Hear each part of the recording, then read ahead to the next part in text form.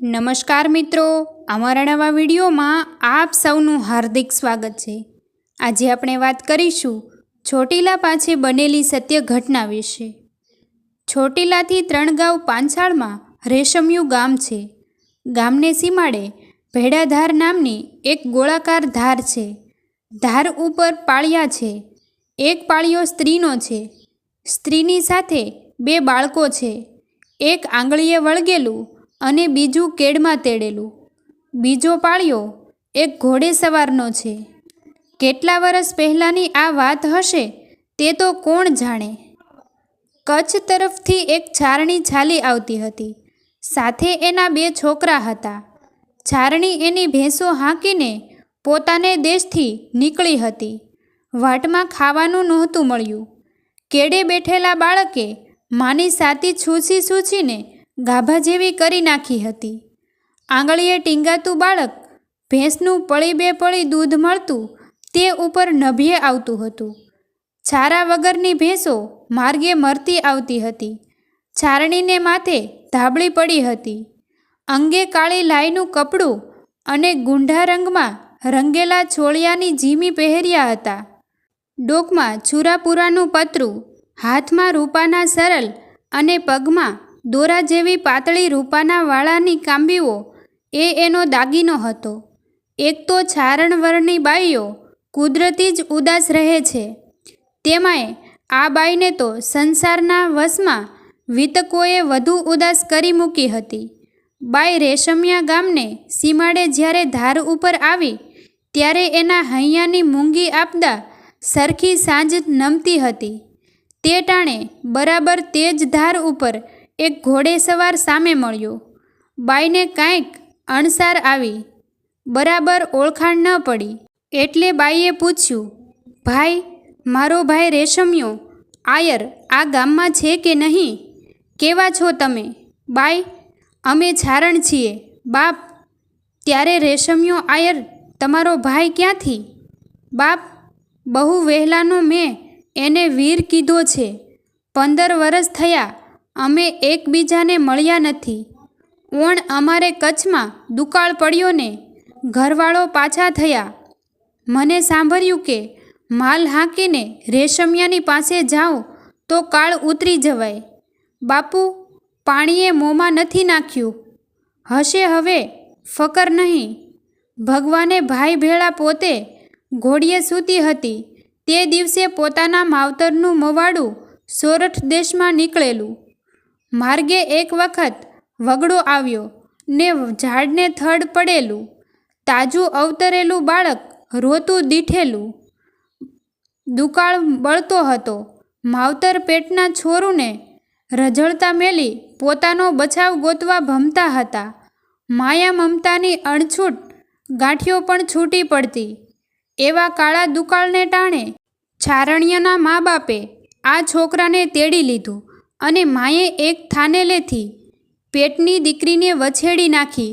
આ પારકા દીકરાને ધવરાવી ઉછેર્યો, મોટો કર્યો, કમાતો કર્યો, વરાવ્યો પરણાવ્યો હતો। એ પોતે જ ધર્મનો ભાઈ રેશમિયો। નોખા પડ્યા તે દિવસ કહીને ગયેલો કે બોન, વપત પડે તે દિવસે હાલી આવજે।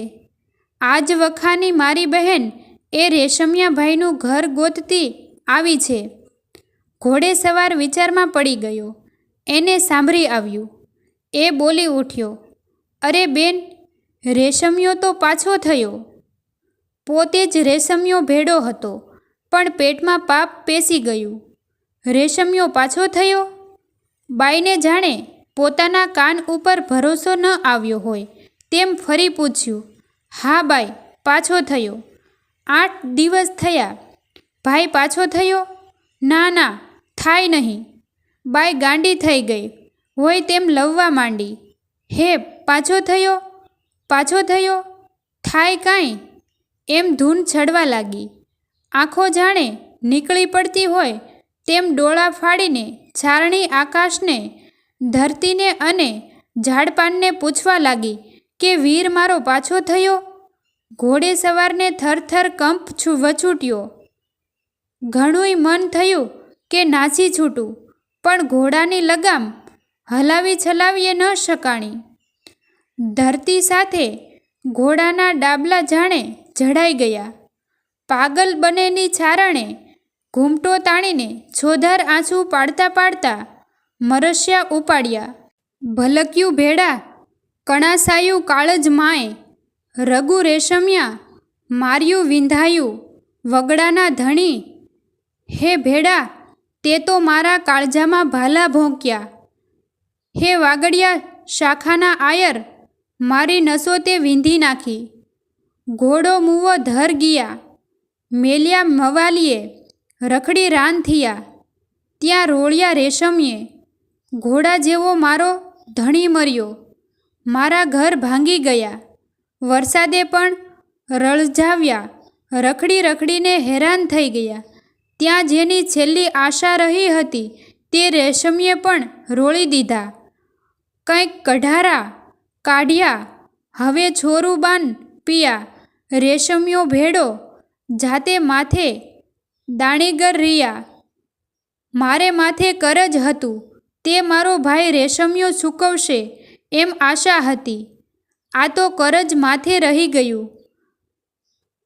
ઘણા ઘણા કાળ સુધી કઢારે અનાજ લઈને ખાધું, પણ આજ તો મારા છોકરાને લેણદારો બાન કરી લઈ ગયા છે.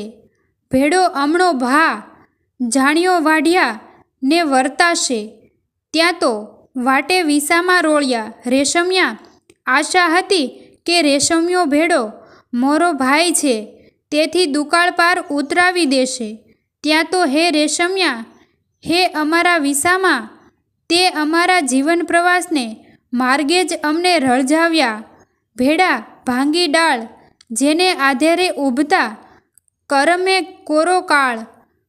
રોળિયા રેશમિયા હે ભેડા જેને આધારે અમે ઊભા હતા તે ડાળી જ ભાંગી પડી.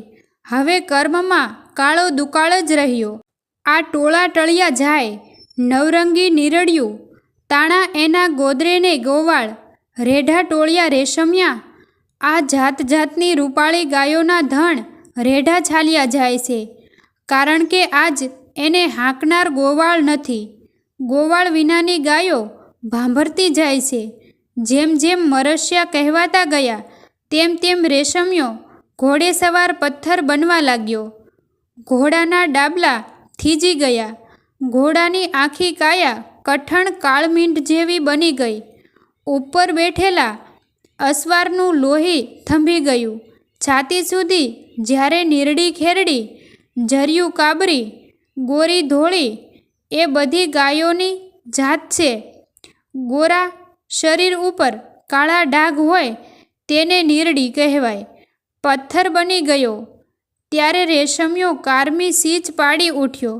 એ બહેન ખમૈયા કરી જા, હું જ તારો ભાઈ, હું જ રેશમિયો. મેં ઘોર પાપ કર્યું, હવે દયા કરી જા. છારણીના હાથમાં વાત નહોતી રહી. એના રોમ રોમમાં જાગી ઉઠેલું સત હવે શમે નહીં. એના હાથમાંથી તીર છૂટી ગયું હતું. એ બોલી, ભેડા ભેળા તે વીણેલ વળુને વાળીએ પણ સાઠી સુકાતે રસ ન રહ્યો રેશમિયા. હે ભાઈ ભેડા, કપાસના છોડમાંથી કપાસ વીણાઈ ગયો હોય, ખેતર કોઈએ ભેળી દીધું હોય તો ફરી પાણી પાઈને આપણે એને કોળવી શકીએ.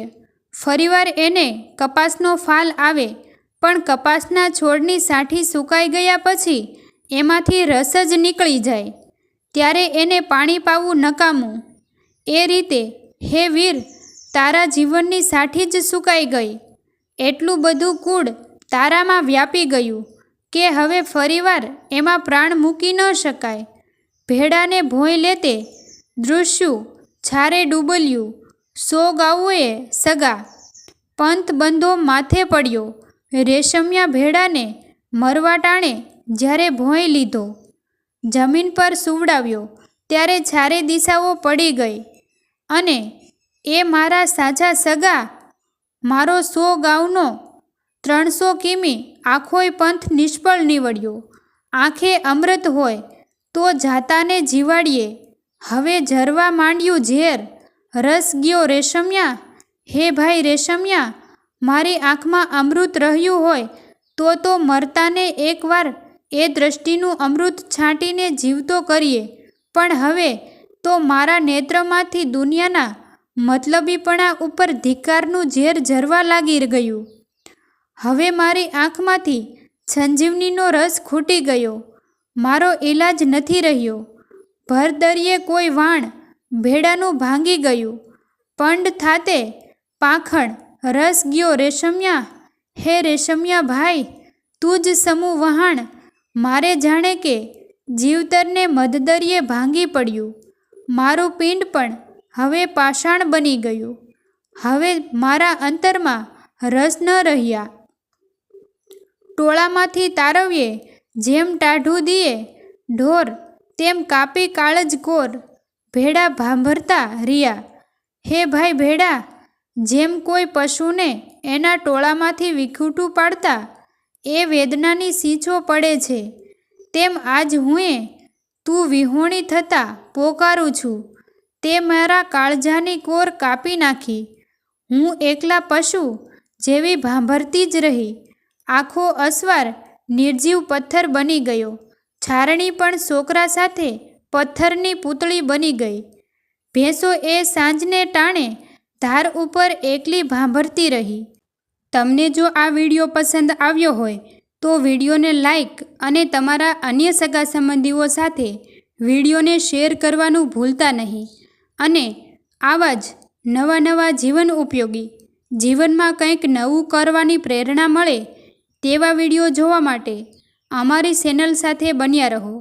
ચેનલને સબસ્ક્રાઈબ કરવાનું ભૂલતા નહીં. થેન્ક યુ મિત્રો.